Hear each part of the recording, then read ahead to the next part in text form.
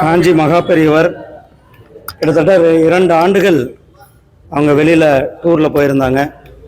அவங்க இப்போ வந்து இங்கே கிட்டத்தட்ட ஒரு மாதம் ஆகுது.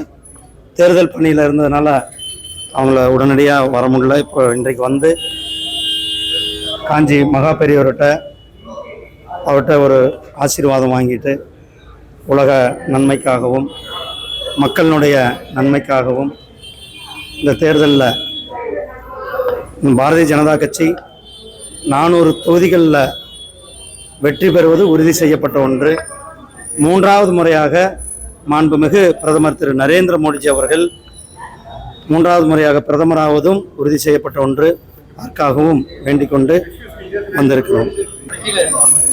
ஏன்னா அப்போது எலெக்ஷன் கமிஷன் ஒரு இண்டிபெண்டன்ட் அமைப்பு. எலெக்ஷன் கமிஷன் ஒரு நேர்மையான தேர்தலை நடத்தி கொண்டிருக்கிறார்கள். எலெக்ஷன் கமிஷனில் பல தேர்தல்களில் இப்போ எலெக்ஷன் கமிஷன் வந்து ஒரு பாராக இருந்தால் திமுக எப்படி இங்கே ஆட்சிக்கு வந்திருக்க முடியும்? காங்கிரஸ் எப்படி கர்நாடகாவில் ஆட்சிக்கு வந்திருக்க முடியும்? வந்து ஒரு தவறான தகவல்களை அரசியல்வாதிகள் சொல்லக்கூடாது. எலெக்ஷன் கமிஷன் அவர்களுடைய வேலையை நேர்மையாக செய்து கொண்டிருக்கிறார்கள். பாஜக அலுவலகம் முற்றுகையிட்டா பாஜகவினர் 10 பேராவது அங்கே இருப்பாரான்னு சொல்லிட்டு எதிர்பார்த்து கொண்டிருக்கேன்னு சொல்லி செல்வபிறந்தகை இப்போ மதியம் சொல்லியிருக்காரு. அதுக்கு நேற்று எங்கள் தலைவர் ரொம்ப தெளிவாக சொல்லிட்டாரு. அவங்க வர்றதா இருந்தால் அவர்கள் தேதி முன்கூட்டி சொன்னாங்கன்னா அவர்களுக்கு சாப்பாடு ரெடி பண்ணி வைக்கிறதுக்கான தயாராக இருக்கிறோன்னு எங்கள் தலைவர் சொல்லியிருக்கிறார். அவங்க வர்ற தேதியை முன்கூட்டி சொன்னால் நல்லாயிருக்கும். அதுதான் அப்போ வந்து இப்போ கமலாலயத்தில் 10 பேராவது இருப்பாங்களா பாஜக? எனக்கு சந்தேகமா வந்து பார்த்தா தானே தெரியும். கமலாலயம் இன்றைக்கு கட்சி பாரதிய ஜனதா கட்சி எந்த அளவுக்கு வளர்ந்து இருக்கிறது, பாரதிய ஜனதா கட்சியினுடைய அபரிதமான வளர்ச்சி, அதெல்லாம் அவர் கமலாலயத்துக்கு வரும்போது தானே அவங்களுக்கு தெரியும். பாஜகவின் செய்தி தொடர்பாளர் பிரசாந்த் கிஷோர் நியமனம் செய்கிறாங்க.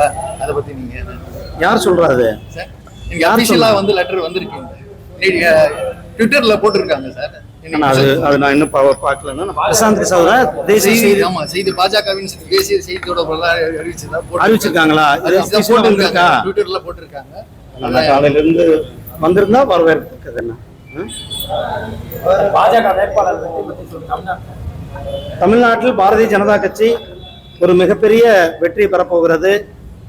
யாரும் எதிர்பார்க்காத ஒரு வெற்றி, ஒரு வரலாறு. இந்த தேர்தல் ஒரு வரலாற்றை பதிக்கப் போகின்ற தேர்தலாக இருக்க போகிறது. செய்திகளை உடனுக்குடன் தெரிந்து கொள்ள உடனே சப்ஸ்கிரைப் பண்ணுங்க.